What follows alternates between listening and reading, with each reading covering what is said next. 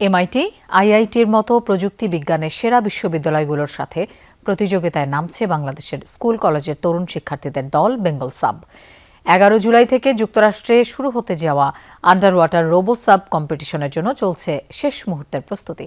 পানির নিচে স্বয়ংক্রিয় বুদ্ধিমত্তায় প্রতিযোগিতা করবে বেঙ্গল সাব উদ্ভাবিত ডুবোযান হাঙর 2.0। হাঙর 2.0 পানির নিচে শক্তিশালী বিচরণ ও কার্য সম্পাদনের জন্য এই AUV বা অটোনোমাস আন্ডার ওয়াটার ভেহিকেল তৈরি করেছে বাংলাদেশের শিক্ষার্থীদের একটি দল। বুদ্ধিমান হাঙর 2.0 পানির নিচে লক্ষ্যবস্তু চিনে আঘাতসহ 7টি কাজ নিরাপদে করতে পারে এক নির্দেশনাতেই।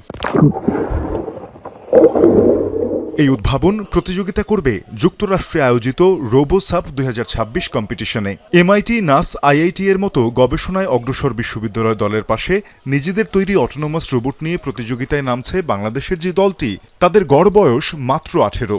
বেশিরভাগই স্কুল কলেজের শিক্ষার্থী। গেট পাস করবে অটোনোমাসলি, এটার কিছু মুভমেন্ট আছে সেটা করবে, এবং মেইনলি কিছু ছবি আছে, সেই ছবিগুলোকে ডিটেক্ট করে এটাকে টর্পেডো লঞ্চ করতে হবে। প্রোগ্রামিং এবং সফটওয়্যারের সকল কাজ প্রায় শেষ, এখন আমরা এটাকে প্রস্তুত করছি কম্পিটিশন নামানোর জন্য। আমরা একটা cross institutional multidisciplinary team, class 8 থেকে আসলে আমরা ইউনিভার্সিটি পর্যন্ত একটা পুরো টিম গঠন করেছি। প্রাতিষ্ঠানিক ল্যাব ফ্যাসিলিটি না পাওয়া এই শিক্ষার্থীরা গড়ে তুলেছেন আধুনিক ল্যাব। কোডিং থেকে মোটর অ্যাক্টিভিটি, রোবোটিক্সের সাথে তাদের সখ্যতা শৈশব থেকেই। Not into playing games, but I always wanted to build games, build sites, build systems. So ওখান থেকে আমি ক্লাস 4 এ মেইনলি আমার প্রোগ্রামিং জার্নিটা শুরু করি। 7 এ আমি রোবোটিক্স শুরু করি। আমার কাছে মনে হয় যে ঠিক আছে, প্রোগ্রামিংটা আমি করছি, এখন একটা রিয়েল লাইফ একটা ইনফ্রাস্ট্রাকচারে আনা উচিত। দেশি বিদেশি বেশ কিছু গৌরবোজ্জ্বল অর্জনে এই শিক্ষার্থীদের মিলেছে সরকারের আইসিটি ডিভিশনের পৃষ্ঠপোষকতাও। চতুর্থ শিল্প বিপ্লবের সাথে সামঞ্জস্য রেখে দেশকে এগিয়ে নেয়ার স্বপ্ন তাদের।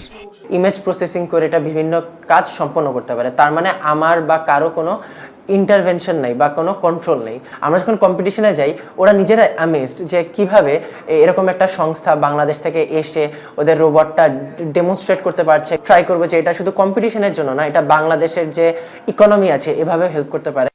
নিজস্ব চেষ্টায় টেক অটোক্র্যাটস নামক প্ল্যাটফর্ম থেকে ওয়ার্কশপ, বুটক্যাম্প, স্কুল প্রোগ্রাম করে সারা দেশের লক্ষাধিক শিক্ষার্থীদের কাছে পৌঁছেছে এই মেধাবী শিক্ষার্থীরা। যুক্তরাষ্ট্রের রোবো সাব প্রতিযোগিতায় এবার বিশ্বমঞ্চে মেলে ধরবে প্রতিভা ও প্রযুক্তি জ্ঞান। তানজিম শাফিন, যমুনা নিউজ, ঢাকা।